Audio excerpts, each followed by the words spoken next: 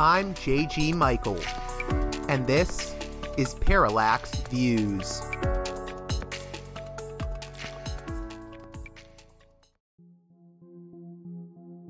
This edition of Parallax Views is brought to you by the $10 and above tier supporters of Parallax Views on Patreon. So, with that in mind, producers credit shoutouts to Galen, Matt, Gunnar, Mark, Simon, Alexander, Catherine, G, Tilo, Emilia, Jeremy, Jeff, John, Bert, Brian, Elliot, Michael, Brace, James, Nick, Mersham, Galen, Arlen, Bo, Christopher, Michael, Gigadelic Media, Chance, Chase, Dan, Big Bob, David H, Y. Kellerman, Sadeed 13, Kathleen, David, Ava, Bob, The West Bank Robbery Podcast, Jamie, Enoch, Gary, Max, Ishtofer, James, Martin, Matthew Ho, Brian, Nobody, Thomas, and Dano. And now on to the show. Hey there, Parallax Views listeners. On this edition of the program, we'll be hearing from Henry Burke of the Revolving Door Project. Before we get to that, I need to remind you that right now, I am without an advertiser, without a sponsor. So I need your help to keep this show going at patreon.com/parallaxviews. If you can, chip in a donation. With that out of the way, as I stated earlier, Henry Burke joins us on this edition of the program to discuss an article he co-wrote with Max Moran entitled What We Talk About When We Talk About the Revolving Door, which was written for the American Prospect earlier this month. That piece took on the phenomena of the revolving door between the private sector and the government sector. The term has often been used as a pejorative because it points towards the issue of conflicts of interest. You have corporate people working in government and have pro-corporate policies that may not be the best for America.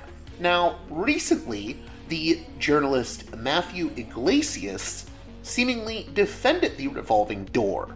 The article we'll be talking about in this conversation that Burke co-wrote is essentially a response to Yglesias and his perspective. So, with that out of the way, let's get right to it with Henry Burke of the Revolving Door Project.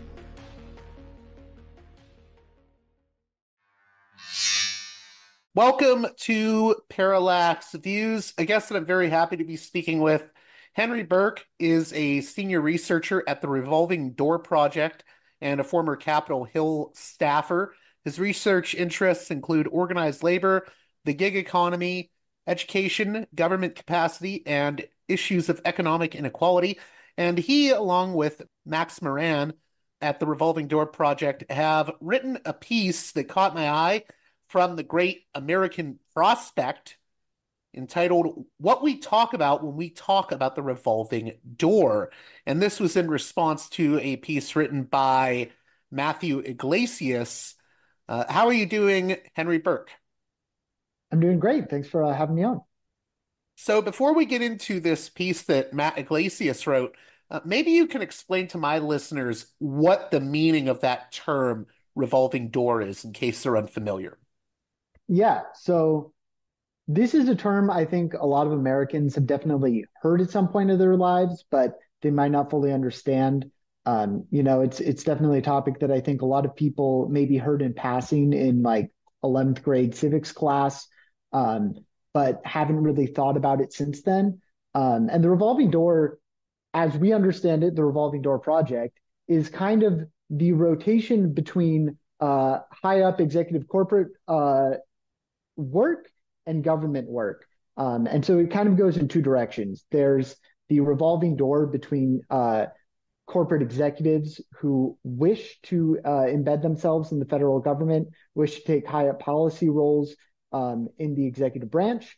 And then there's the revolving door out of government going to work for private businesses. And so this is kind of a circular motion. That's why I refer to it as the revolving door.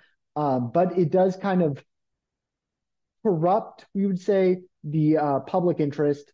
It brings people with private interests with a different view from a majority of the public into public service. And then afterwards, there are people who then try to cash in on their public service, try to cash in on their influence over government policy by leaving for the private sector and working on behalf of the private sector to influence government regulation. Yeah, and I mean, this term has, over the years, mainly been used as a pejorative, but I guess Matt Yglesias, formerly of Vox, and now I think he runs his own little Substack or blog called Slow and Boring. Uh, he's trying, I guess, to reclaim the term revolving door, it sounds like. What is Matt Yglesias saying about the revolving door and why he believes it needs to make a comeback? Yeah, so Matt Yglesias, um, I to be completely honest, sometimes I don't know where to draw the line between when he's trolling and when he is being completely serious. For people that Sometimes don't I know, he is a pretty significant commentator, sort of a Democratic Party type guy, or at least he sort of tries to paint himself as like a liberal free thinker type. So, Exactly. Yeah. And to be honest, I think sometimes he doesn't know the difference between when he is trolling and when he is being serious. And I think that this could be one of those instances. But he's been around for a very long time, definitely longer than I have. I think he's been, writing blogs for various outlets since I was in elementary school. But this latest piece, it actually began with a Bloomberg opinion article that he published about 2 weeks ago now. He is a contributor over at Bloomberg, and that one was a little more veiled. He seemed to be hinting at encouraging the revolving door, encouraging Vice President Harris to bring back more corporate expertise, is how he would put it, into government. And then he came out about 5 days later on his fairly prominent Substack, as you said. He came out with a much more open, honest take that he entitled "Bring Back the Revolving Door," and so that's what we were addressing. We were very aware of his Bloomberg piece, and before we could put anything out, he made our job a lot easier by just being straight up and honest with us and saying, "Hey, I'm not just hinting about bringing back the revolving door.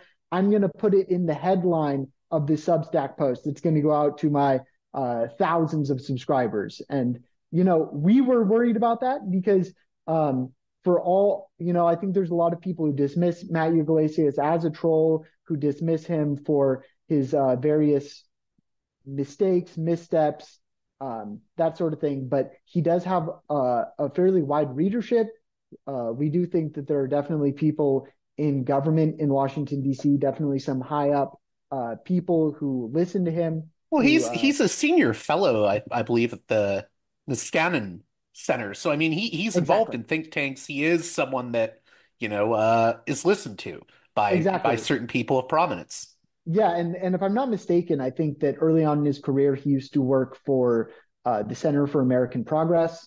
Um, Obviously, as you mentioned, Vox, he was prominently there. I think he's worked at Slate. Ironically enough, at one point, he actually wrote for the American Prospect. So he's definitely been around the block.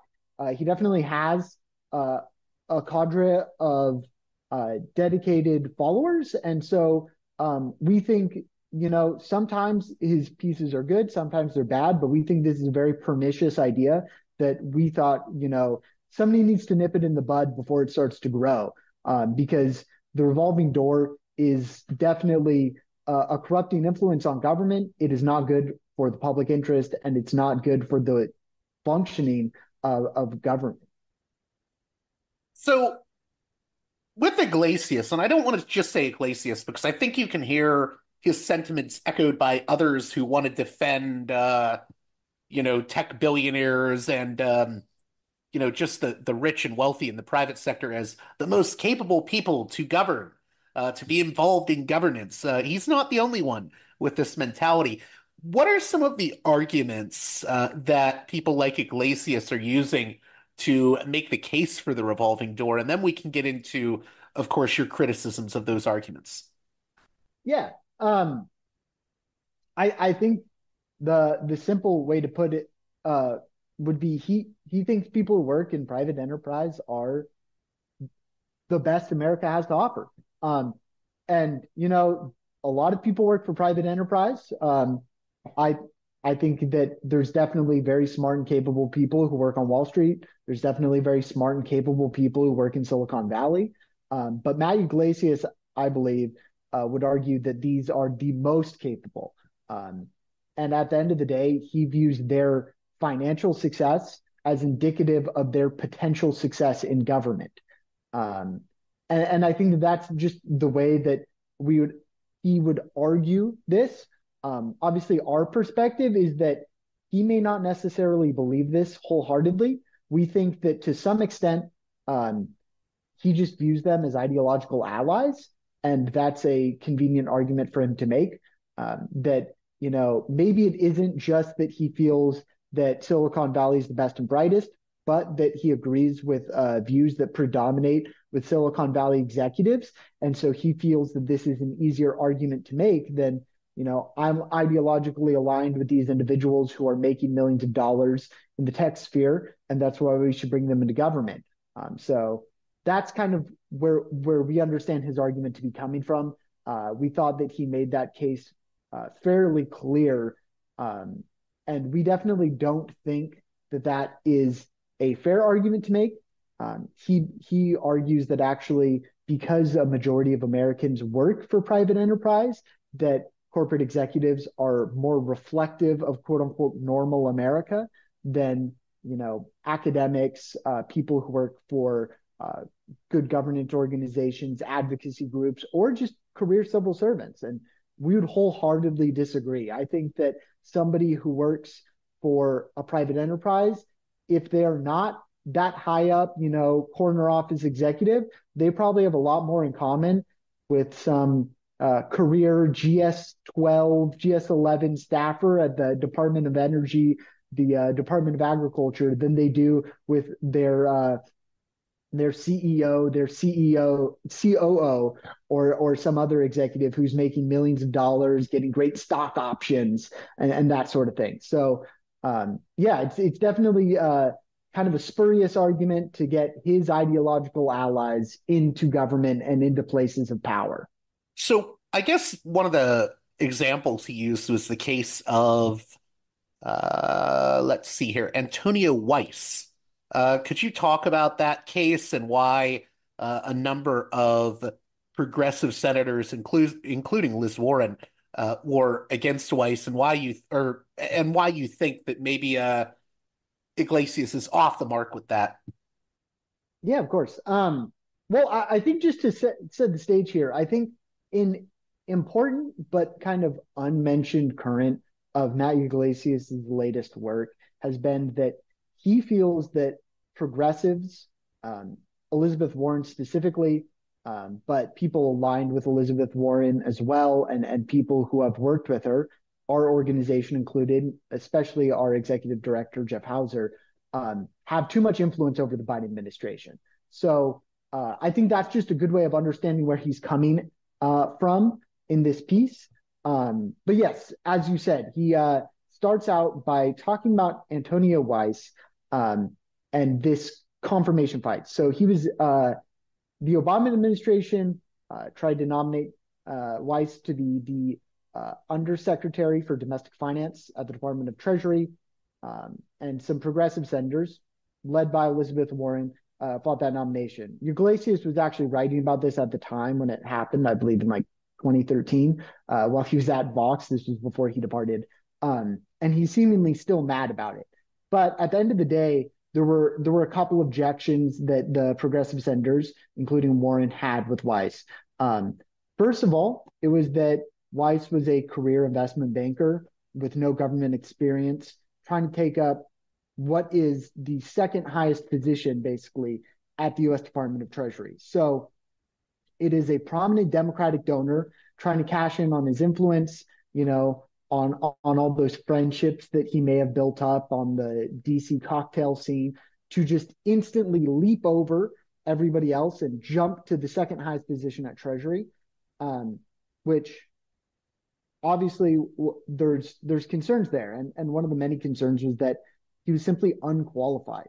Um, this isn't to say that he wasn't smart or capable, but government service has certain skill sets that are required, and among those, not only is expertise in subject matter very important, which he was lacking, but so too is learning how to navigate government structures, how to manage government employees. And that's something that is done very differently between the private sector and the government.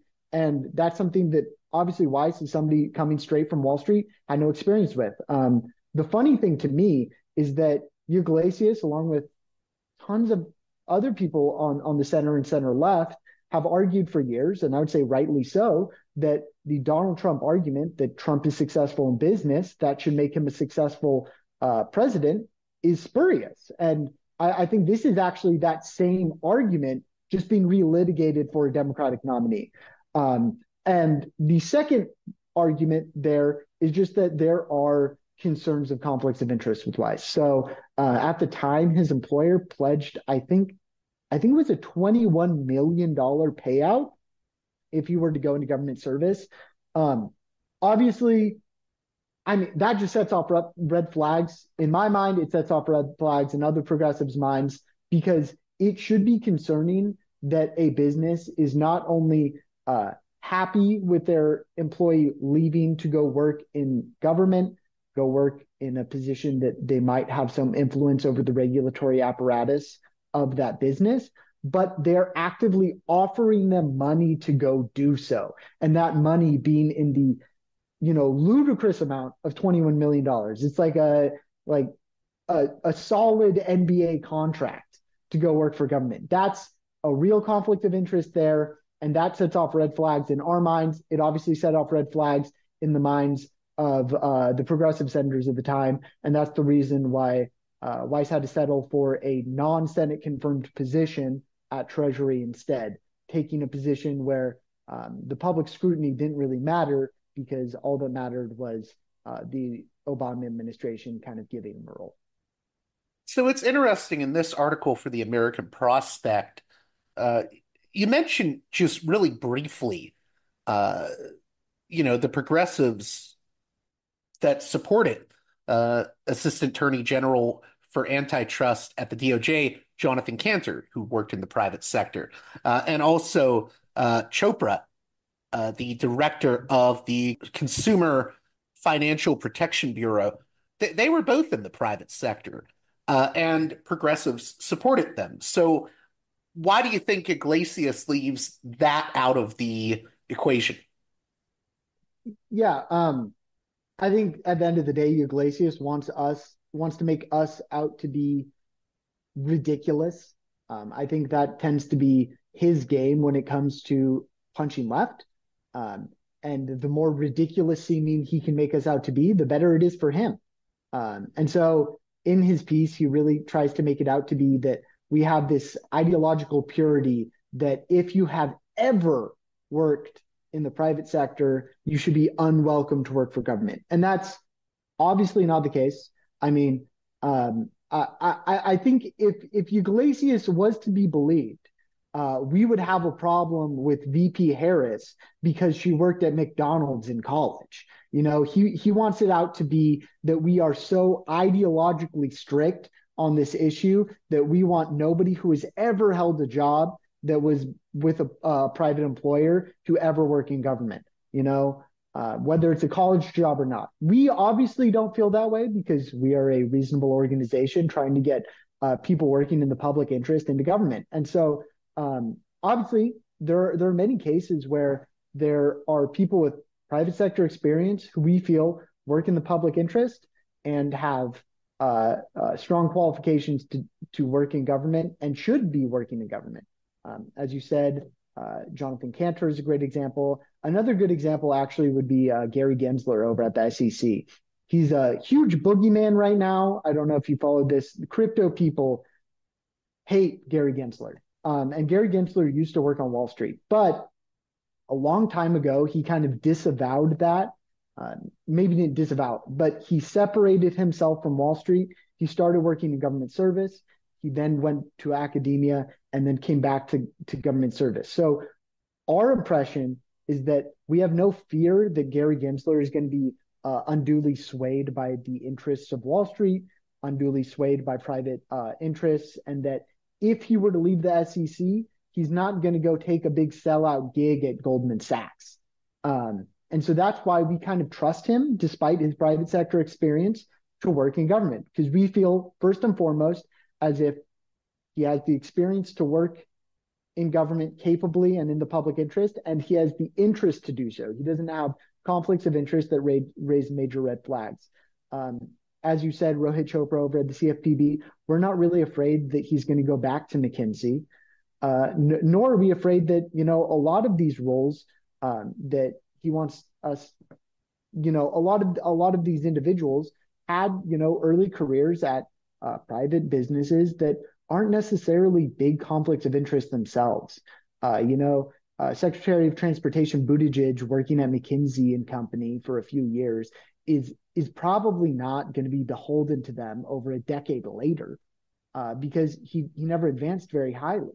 But somebody who was, say, a lobbyist for coal companies working then moving on to work in the EPA definitely has much stronger conflicts of interest, and that's something that we should be worried about.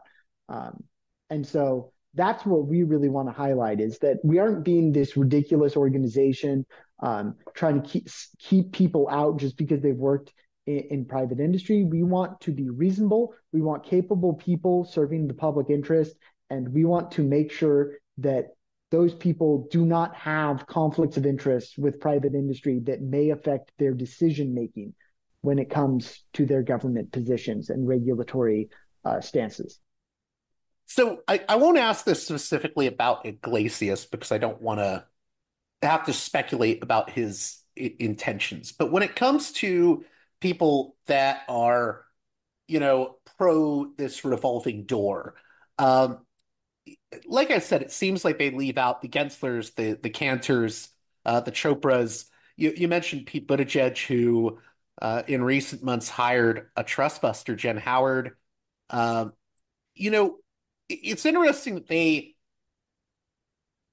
leave all those figures out. And I think it's very telling of their own ideological biases, because, anyone that is, a trust buster, they call, I know Iglesias has called people antitrust obsessives, and it seems like a lot of these figures just have a bigger is better, corporate is good mentality that if you question it, they claim that you're biased. But the idea that they are the ones with pro corporate biases is sort of just pushed to the side. Yeah, I would agree wholeheartedly. I think that, they view being pro corporate as the default. And so anybody who doesn't agree with them is the one with the bias. It's when you tell somebody that they have an accent and they go, I don't have an accent, you have an accent, because they can't comprehend the fact that their normal isn't necessarily what is normal to everybody. And I think that this is a great example of that. He has this corporate bias, and he's blinded to it because that is what is normal to him. Just a few more things here. The criticism he makes of the over-indexing of academics and NGO types. Do you want to respond to that? Yeah. To be honest, on this front, I don't understand what exactly he's talking about. I do think that this is an attempt, again, to make us look ridiculous. He seems to believe that we just are obsessed with college professors, and I think that's trying to make us out to seem, out of touch. Obviously, college professors do oftentimes have tons of subject matter expertise. I think that a great example of that would be Senator Elizabeth Warren, who kind of made her name pushing for the creation of the CFPB under the Obama administration. And when she was denied the chance to lead it, ran for office. But that was all due to her academic expertise. But we're not just looking, for Ivy League law professors to staff the government with. Um, our stance is that a lot of the times the person best qualified to fill a high up government position is the person who's been holding the position right under it for their whole career. And so career civil servants are capable, they have experience, and they know what they're talking about. And we think that they are people who should be trusted more often with decision making in the administration. And I think one of the best examples of this, we actually posed this question to Yglesias in our piece, would be the current presidential ticket. We have two different major parties.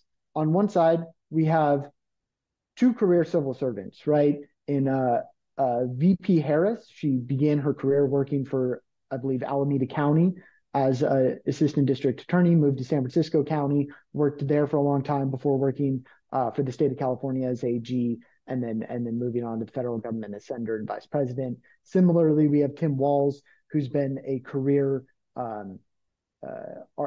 National Guard non-commissioned officer and a teacher. Those are both government positions where he has worked for government, worked in the public interest for his whole career. On the other side, we have real estate developer, scam artist extraordinaire Donald Trump, obviously, but we also have J.D. Vance, who was a white shoe lawyer who decided that he was better off working as a venture capitalist in Silicon Valley and then in Ohio. And so our question is, if civil servants really aren't the people best qualified to be working in government, if you really do trust private industry more, you think they are more capable, isn't there a clear choice with the 2024 presidential election? And that's something that Yglesias has not answered us on. I do know that he has very clearly made himself out to be a supporter of Vice President Harris and Walz. But I'm not quite sure how he squares that with his stated stance that people working in Silicon Valley in positions similar to what J.D. Vance has worked on in the past are better qualified than civil servants like the current Democratic ticket. I mean, the big thing for me with the whole revolving door is even beyond conflicts of interest. I mean, just because you've served in a private sector industry doesn't mean you have the know-how for being a regulator, for example. And I mean, with those conflicts of interest, that gets even more important to think about that because, are they going to regulate these industries if they've Yeah, worked for them? And do they even know how to do the regulatory work? 100%. I can't agree with you anymore. There's obviously like just the question of logistics. Governing is its own art. I'm not saying this because I think that government is necessarily at the optimal structure right now. Obviously, there's some things that don't function optimally, but there's a reason why navigating government structures is a marketable skill. And that's because it is a skill that takes years and years to develop.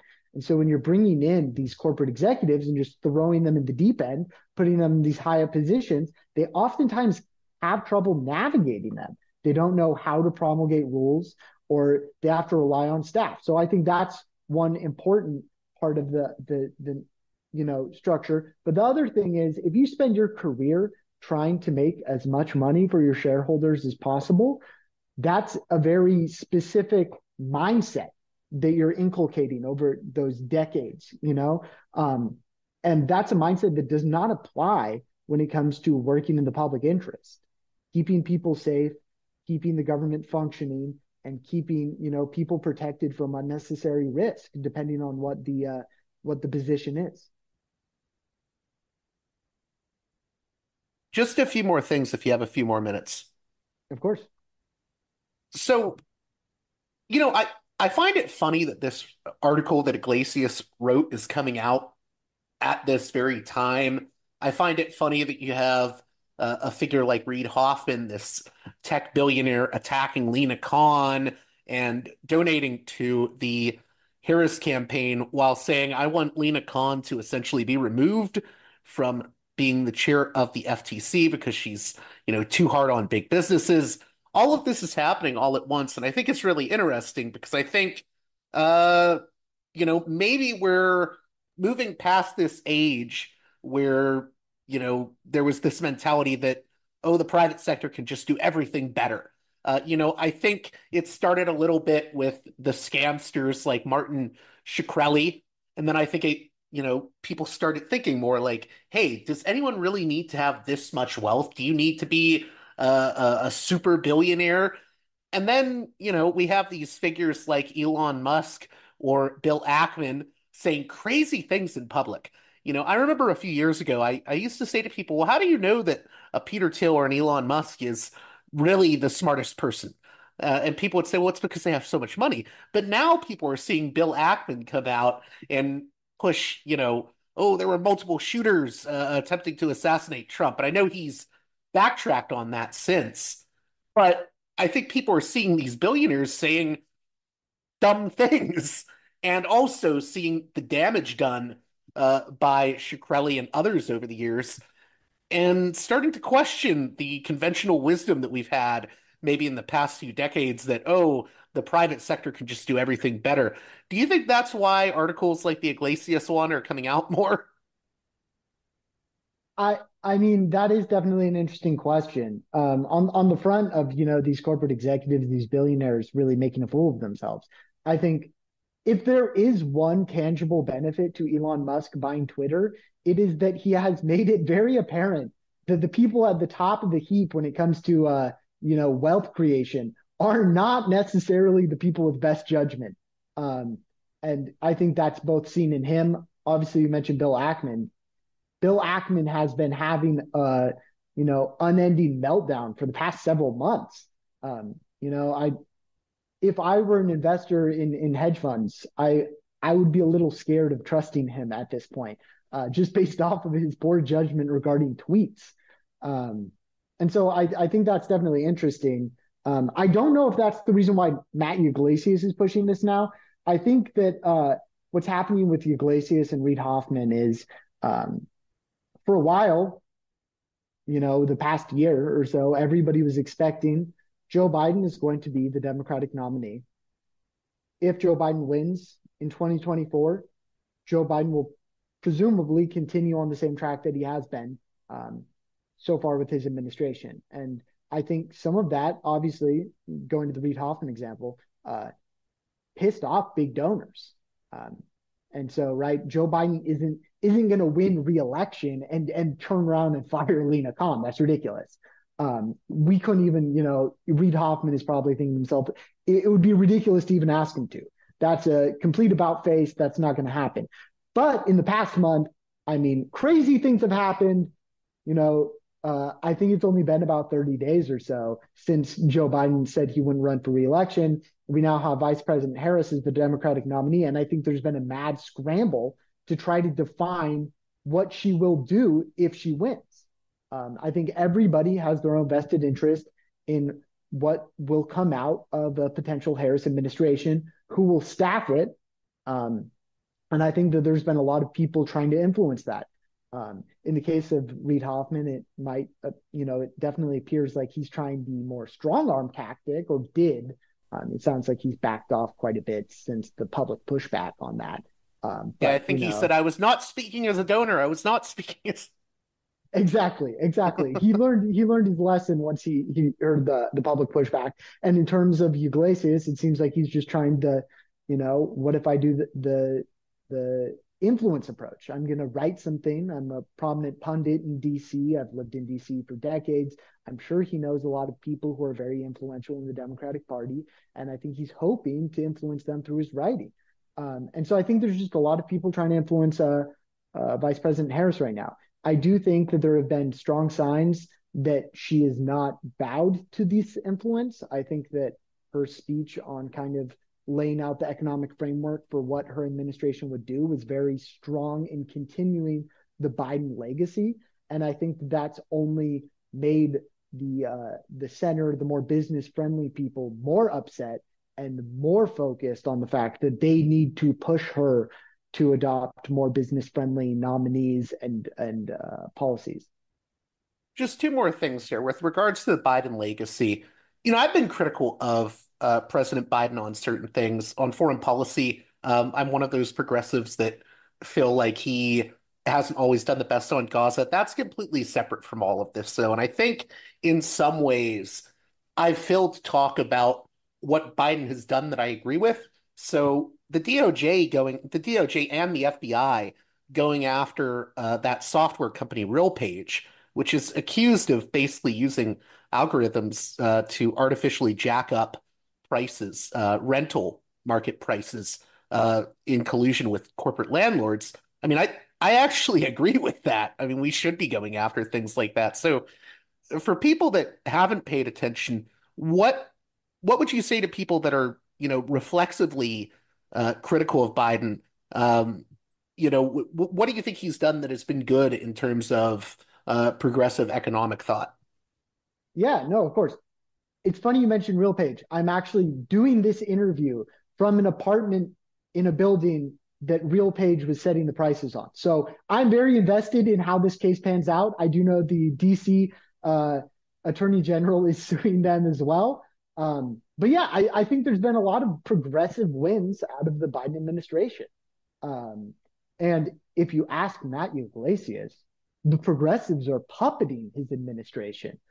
So if you're just somebody who's looking to make people who are more on the center of the party upset, go read his stuff and you will feel more powerful than you ever have in your life. Um, Obviously, we don't think that's entirely the case. We do appreciate the fact that Biden has definitely included progressives in conversations, and we think that the Biden administration has done a really good job of integrating the progressive Elizabeth Warren wing, however you want to define it, of the party into government. And so we think that that has resulted in some great wins. Lena Khan, great example, right? Google being ruled a monopoly, huge win. There's a ton of wins on antitrust, but we don't just need to keep going to that same example. There's tons of examples across the board. The Biden NLRB is obviously restricted by just weak laws, and so some of that is going to take congressional change. But the NLRB with Jennifer Abruzzo as the general counsel has made great strides to protect American workers. And we also believe that Jennifer Abruzzo is a great example of somebody who is a capable government administrator who came from a career of civil service. I think she started working for the NLRB straight out of law school. But there's wins there. We have seen, at the Department of Transportation, especially in the past year, Secretary Buttigieg has been really cracking down on airlines who have been, mistreating customers, who've been, engaging in business practices that we would consider to be extremely greedy and bad for consumers. And real quick, I think that's an important point because whether it's consumer rights or the antitrust stuff we're talking about, people will say, "Oh, these are progressive causes," and they are, but I think once you really get down into the nitty-gritty of these cases, you realize I don't think it matters if you're, say, a progressive in, California, or if you're like a small business owner in a small town. I mean, we're both getting screwed over. Everyone is by these sort of greedy practices, these, corporations sort of hoarding the wealth. So I think there's room for like more agreement than people realize.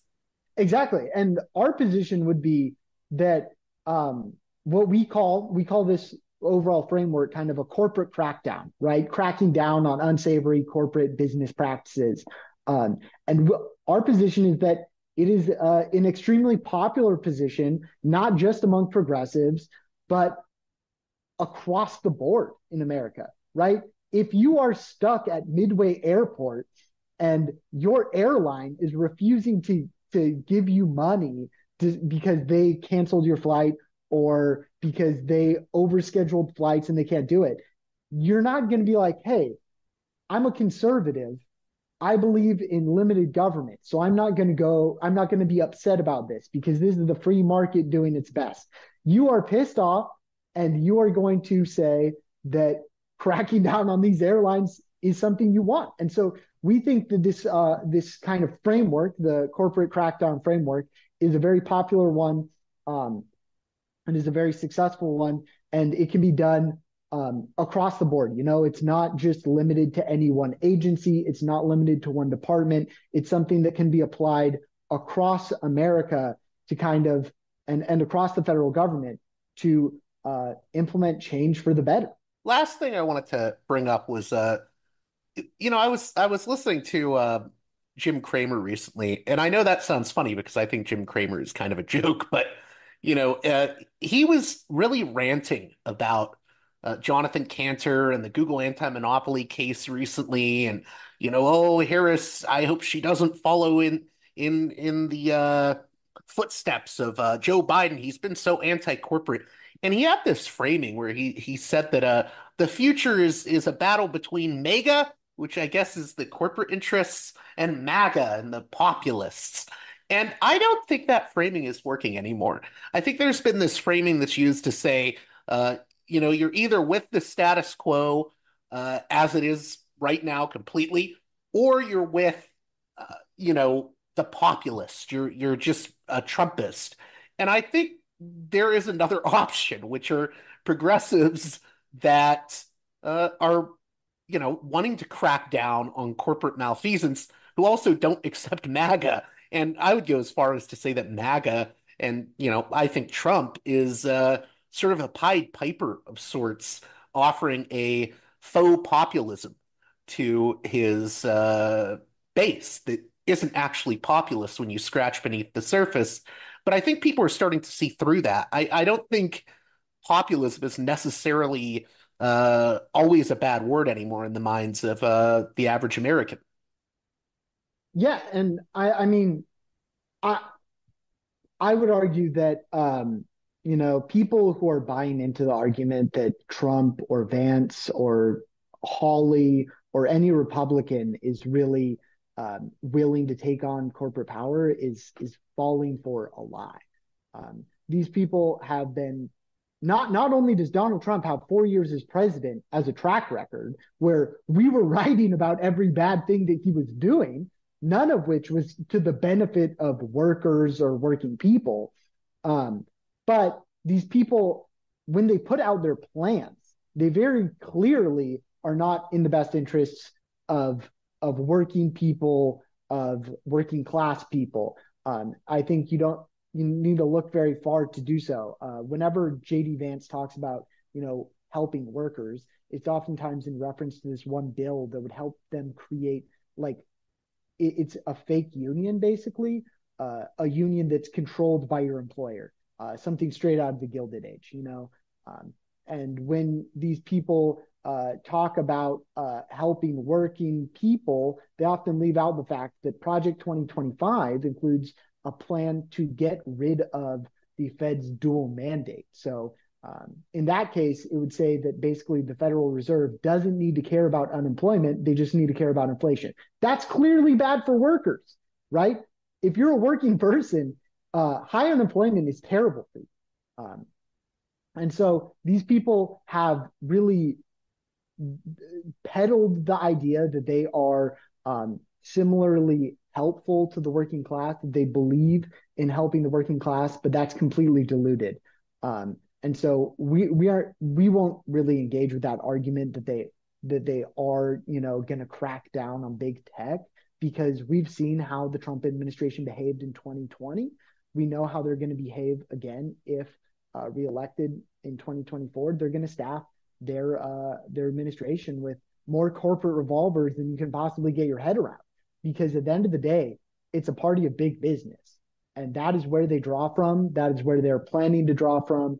Um, and if you believe that they are going to be bringing in people with ideas to help the working class, I think you're very sorely mistaken. With the second part of that, and I mentioned that term populism. I know that's like a loaded word, but I mean, even with this issue of Harris wanting to ban price gouging on Mhm. groceries, I've seen sort of pro-corporate centrists, for lack of a better term, scream to high heaven about that. And I've also seen right-wingers sort of converge with them in complaining about it, saying, oh, this is communism. But the fact is that, that Harris idea is actually popular with Americans. That's why I use the term populist. I mean, I think that most people are against price gouging, and I do think we're seeing a sea change where people are expressing this more. So I guess that was the last thing I wanted to ask you about. Do Yeah. you think this sort of oh, you can't trust popular sentiment ideology that some people have? Do you think that's starting to crack a little? Because I think that you know, uh, Harris, in talking about the price gouging issue, is lining up with what most Americans want. Of course, yeah. I think that's a really important point. Um, the price gouging issue in particular, what it screams to me is it's just kind of a callback. I'm not sure if you remember a couple of years ago when greedflation, quote unquote, greedflation was everywhere, and where people like us were pointing out that, hey, this is a real thing. And people like Matthew Yglesias were mocking it as unserious and unreal. My colleague, Dylan at the Revolving Door Project, she wrote a great piece for the Sling magazine about how it's a real thing. She actually simplifies this very complex economic theory on it. It's really called seller's inflation. But we have this whole argument with Matthew Yglesias on this very topic. Eventually, Matthew Yglesias read the academic paper and apologized because he realized that he hadn't read the subject material about which he was debating. I Um, mean, he deserves some kudos for that, I guess. which we appreciate. Would have appreciated it more if maybe he had read it to begin with. That would have made the whole thing a little bit easier. We wouldn't have had to have the whole conversation to begin with. But I think, as you said, this is something that is very popular, and I do think that it's kind of breaking through. I actually wrote a piece on our blog at the Revolving Door Project recently about Matthew Yglesias trying to claim credit um, for a bunch of progressive policies that are extremely popular as centrist or moderate policies. And so we do think that it's definitely breaking through to people that, whether you call it populist, progressive, whatever you call it, corporate crackdown policies, they are popular. And so rather than trying to fight it, I think that the new tactic is going to be trying to claim credit for it, trying to co-opt it as, oh no, the center is actually the one that came up with this. So for things like Medicare price negotiation, like that's obviously a progressive win, but it's going to be made out to be a centrist policy by centrists who want to claim credit for this overwhelmingly popular policy stance. Well, hey, Henry Burke, I want to thank you again for coming on Parallax Views. Let my listeners know how they can keep up with your work and the work of the Revolving Door Project. Yeah, thanks so much for having me. You can follow me on Twitter at Burke Henry T. It's BURKEHENRYT. You can follow our work at therevolvingdoorproject.org. We also have another website focused just on this economic media aspect of our work. It's hackwatch.us, and everything else we put up on our Twitter. So you can just follow us there. Thanks so much for having me. Well, that does it for this edition of Parallax Views. As always, if you support the work here I do on the program, please consider supporting me at patreon.com/parallaxviews. One more time, that's patreon.com/parallaxviews. And with that being said, until next time, you've been listening to Parallax Views with J.G. Views. To Parallax Views with Parallax Views. The way out is not simply to say, don't do it, just to prohibit. It's nothing else. If we don't do it, others will be doing it like crazy. So, we have to confront the problem. But no, basically, I know of the great anxieties, problems, new forms of control, but it's also new forms of freedom. This is why I always emphasize that internet and all this new digital stuff, it's a very ambiguous phenomenon, but it's the field of struggle. New forms of enslavement, but at the same time, new incredible forms of freedom. We have to accept the fight with no nostalgia for old, allegedly more authentic communities or whatever. I'm not afraid. I'm not afraid. I'm not afraid. I'm not afraid.